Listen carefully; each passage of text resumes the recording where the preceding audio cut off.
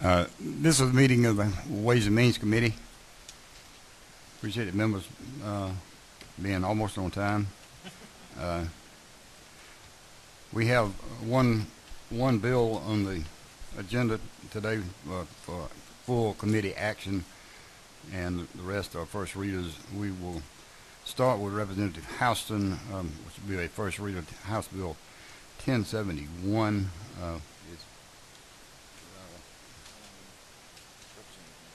Can you read the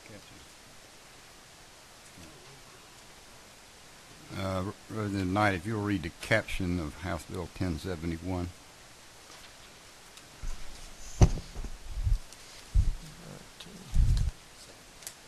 Second to last bill.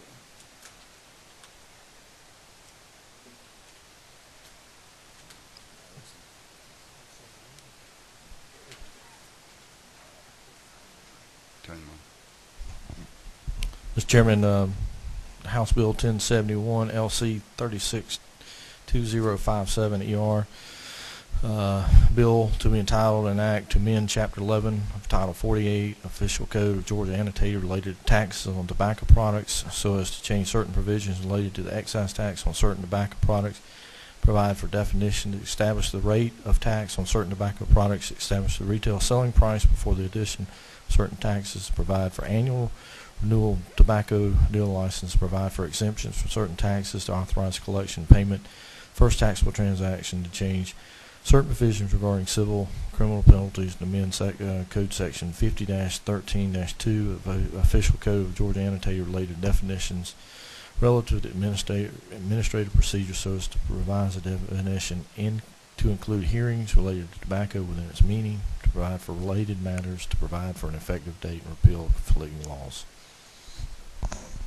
Public Finance and Policy Subcommittee, Representative Houston, this is first readers. If you would briefly explain what your bill does to the full committee. We changed the way we collected gas tax several years ago, and I started looking at the way we collect taxes to set on cigarettes to see if we could change it. And in looking for it, I found out that to be a retail salesman of cigarettes, you have a lifetime license. Mm-hmm. And this is to do without a lifetime license, so the Department of Revenue can better monitor whether they're collecting the proper amount of taxes from the retailers. And this also clarifies that you can do some of this stuff online when you had to just mail it in, and this gives you the right to do it online. And also changed some of the penalties you'll see from $1 to $10 on certain infractions. It was just $1 for a day, and this changed it to $10 a day. I do think we need to modify some about this is not to make it hard to do business, and I do think we need to change some of the costs that are shown in here, and I'm open to any suggestions and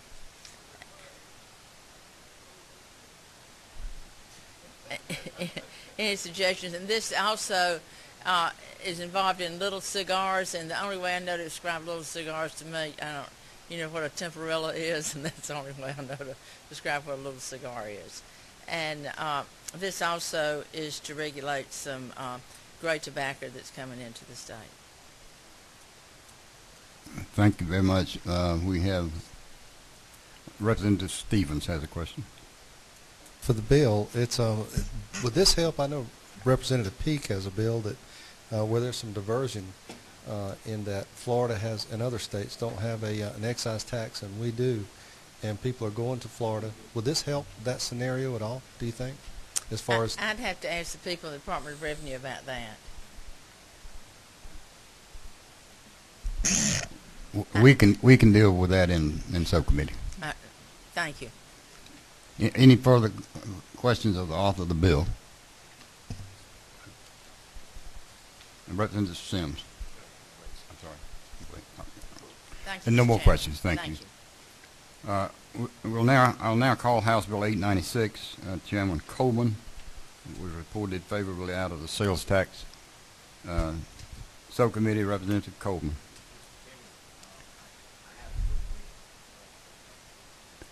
We got about 20 first readers. He's got a quick meeting he's got to get to after this. I got to And speak we will get Got to speak we will approach. get the majority whips. That's right, Mr. Cody. That's right, Mr. Whip. You can have We'll it, get the baby. majority whips, You can- first readers first, when we get to the rest of the first readers. I got to get back to Speaker Pro Tem. Thank you, Mr. Chairman, members of the committee. I appreciate your support on House Bill 896. Basically what that does, this is the enabling legislation for a piece of legislation that has already passed and is waiting for us in Rules 1150, a constitutional amendment that simply specifies how SPLOST money, where you have 180 school systems, 21 of those are city systems. We have a city system and a county system in the same county, and many times the city systems are negotiating, let's say, distribution of funds much more than maybe they should get, or maybe that's what they think. But this says they'll be distributed by FTE, full-time equivalent, student enrollment, and that's basically all the bill does. And this is enabling legislation to go with the constitutional amendment. Questions of the author? Yes, sees none. What's the pleasure of the committee? Move to do pass and second it. All in favor, signify by saying aye. Opposed, like sign. Thank you, sir. Thank you, Mr. Chairman.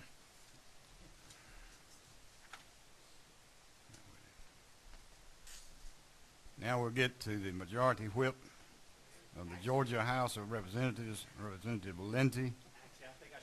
House Bill 994, who just pulled rank on the rest of y'all, if you're wondering about.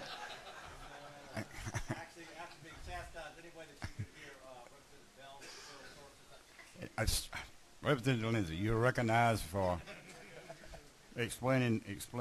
I stand dutiful. Well, I'm sorry, excuse me.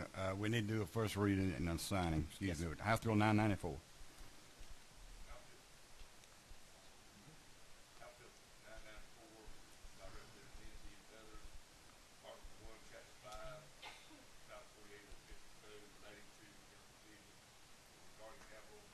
Of property is amended by revising paragraphs 3, and Code Section 4852. Ad valorem subcommittee. Representative Lindsay, you may briefly explain what your bill does. Thank you. And once again, I apologize for my clear and utter rudeness. In 2003, the Georgia General Assembly adopted a bill which created preferential property assessment procedure for environmentally contaminated property. What the bill was designed to do essentially was to encourage the cleanup of that kind of property and then the conversion of it into useful commercial property. It allowed for a 10-year period of preferential assessments in order to encourage its redevelopment. What has happened due to the downturn in the economy is something that wasn't anticipated in 2003, in which oftentimes a application is made, it's approved, construction is started, and then it's stopped for an extended period of time. While the owners of the property try to get refunding or have to find someone else to move forward with the development.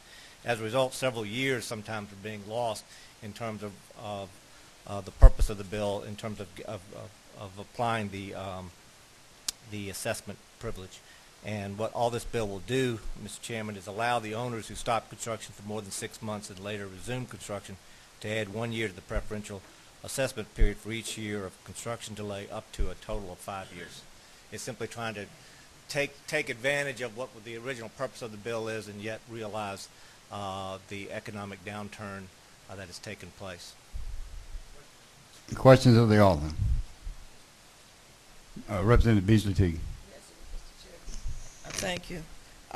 Will they make application each year, or just how will we? Well, the application has already been made and it's already been approved. Okay. The problem is what's happened here is that the construction has now been stalled for sometimes several years, and then they want to start up the construction again. And a lot of times it'll be easier for us to get the necessary financing to restart the construction if we simply allow the time period for use of the assessment, the special assessment tax to be extended out up to 5 years. Okay, but will they make? How will we know that they need? Yes. The answer is yes. They will. They will have to notify. They will have to make an application to extend it out. Yes. Thank you. I'm sorry. Further questions from the author? Representative Lindsay, thank you. You're quite welcome to stay for the next 15 first readers if you'd like. You know, I'm going to lose either way. I've got two other committees behind me who are going to be upset if I'm not here, and I got a feeling as soon as I walk out of here, y'all going to dutifully talk ugly about me. Thank you, sir. And it'll be well deserved.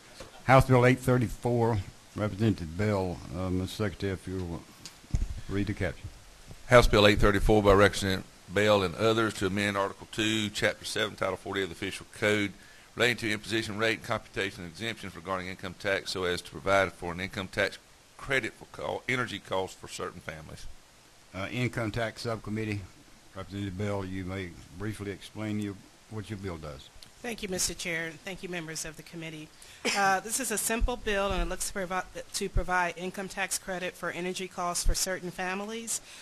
Family would mean two or more related individuals who share a personal residence and have a combined income of less than $75,000. We would be looking at giving a credit against their taxes not to exceed the lesser of $250 or the actual amount that they spend on their energy tax. We'd be looking at allowing this to go against succeeding years' tax liabilities for a period of 3 years, but no credit should be allowed to the taxpayer against prior years' tax liabilities.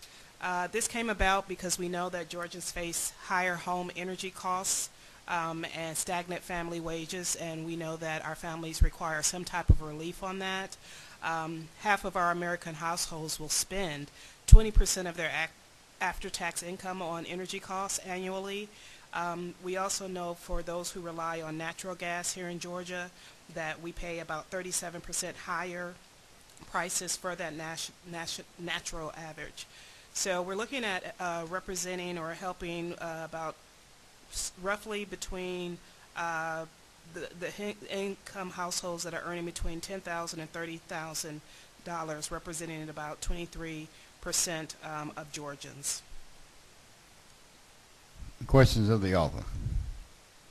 Yes, he's none. Thank you very much. Thank you so much. Appreciate it. House Bill 851 by Representative Rice. If you read the caption, please. House Bill 851 by Representative Rice and others to amend Code Section 48673 of the Official Code relating to reports and distributions regarding the taxation of intangibles. Public Finance and Policy. Chairman Rice, if you briefly explain your bill. Briefly explaining the bill, Mr. Chairman, this is a population bill that only affects Gwinnett and Fulton County. That basically says that they'll still continue to recover the 6% rate they have on the intangible reporting. Questions of the author? Yes, sees none. Thank you, Representative Chairman Wright. House Bill 965, Representative Knight.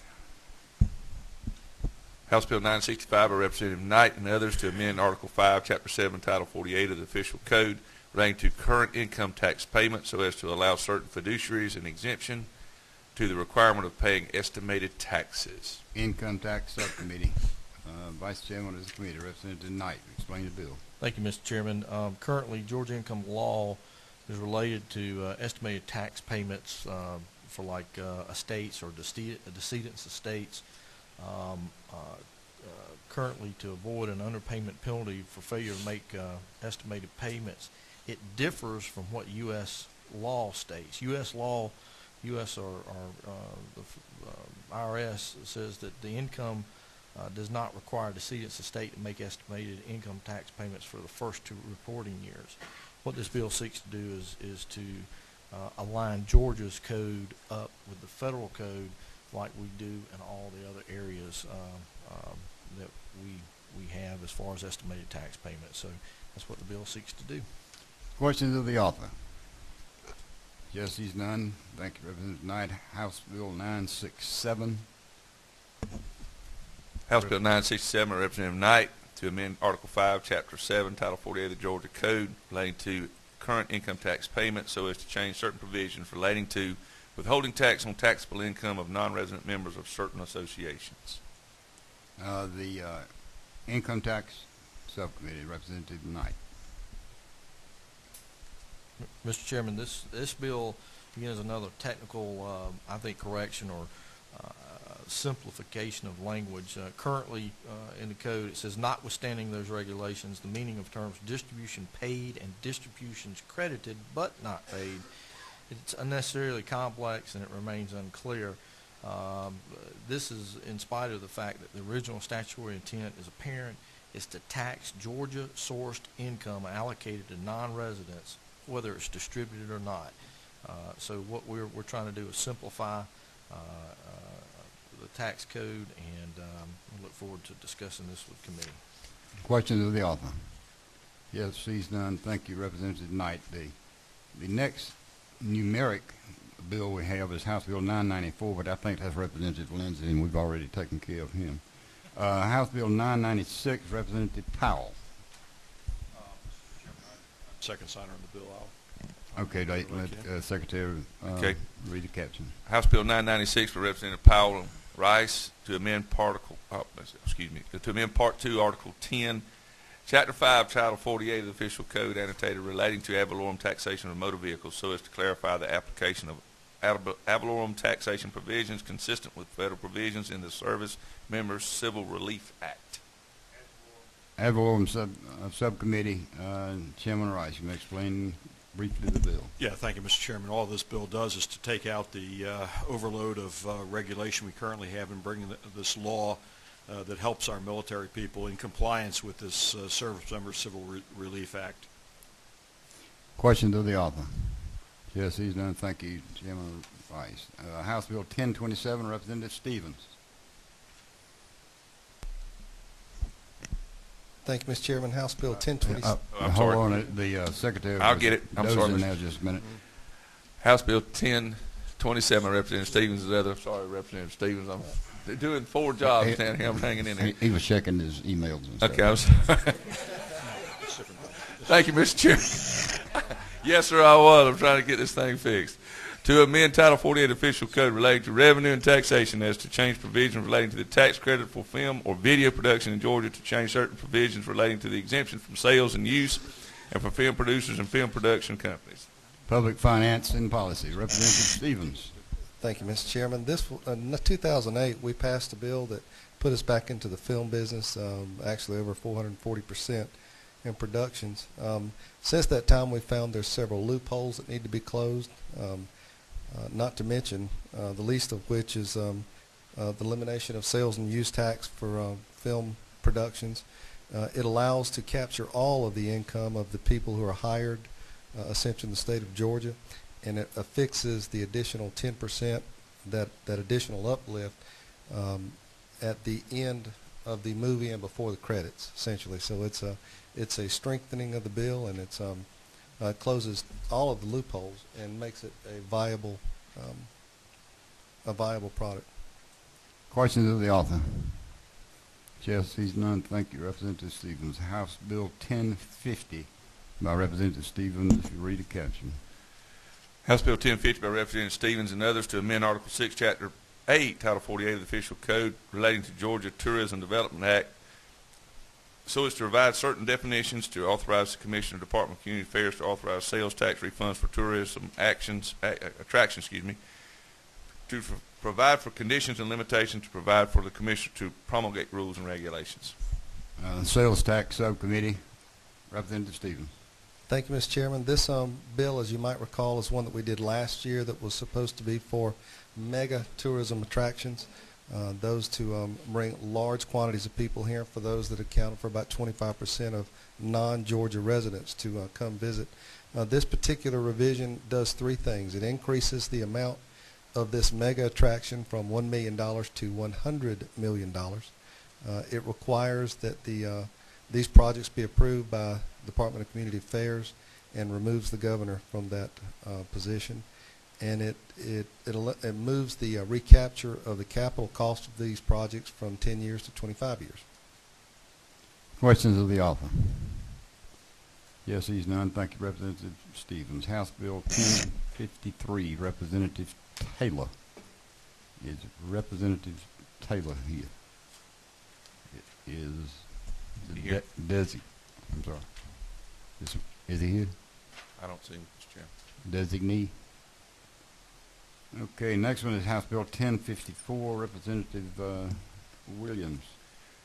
House Bill 1054 by Representative Williams to amend Part 2, Article 1, Chapter 8 of Title 48, Official Code Annotated relating to imposition rate, collection, and assessment of sales and use, so as to provide requirements and procedures for deductions or refunds as to the amounts to be charged off of private liable credit card or dealer credit programs.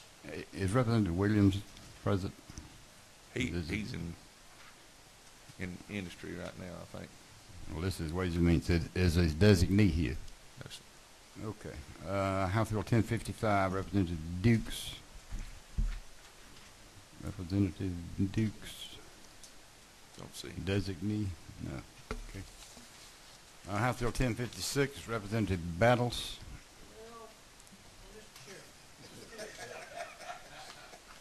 I just noticed something. The Department of Revenue has certainly been working hard on making sure that this particular issue was covered because Representative or Chairman Rice has already presented this bill identically. So they visited two of us, and I don't know that we would want to talk about the same bill twice. Representative Battle, do I hear you withdrawing your bill? I think that would be a good thing for me to do. Excuse House Bill 1062, Representative Kaiser. Is Representative Kaiser here? Is her designee here? Okay. House Bill 1073, Representative Neal. Is Representative Neal here? Is his designee here? House Bill 1378, Representative Harbin. House Resolution. I'm sorry, House Resolution 1378. I'm sorry, Mr. Chairman. House Resolution 1378 by Representative Harbin and others proposing an amendment of the Constitution so as to provide that funds derived from sales and use and motor fuel taxes with respect to jet fuel and aviation gasoline shall be allocated for activities incident to providing and maintaining an adequate system of public use airports in this state. Sales Tax Subcommittee, Representative Harbin. Thank you, Mr. Chairman. This bill was dropped in last year. This is just an amended version. It's a constitutional amendment just to the motor fuel tax raised from jet fuel will be used for public use airports for improvements, which since those are one of our largest economic development tools. That's what it does. Questions of the author? No questions. Thank you, Representative Harbin. If the subcommittee chairs upon adjournment would meet back over here in the corner, we need to schedule some subcommittee meetings. That's all the business we have before us today. This meeting is adjourned. Thank you.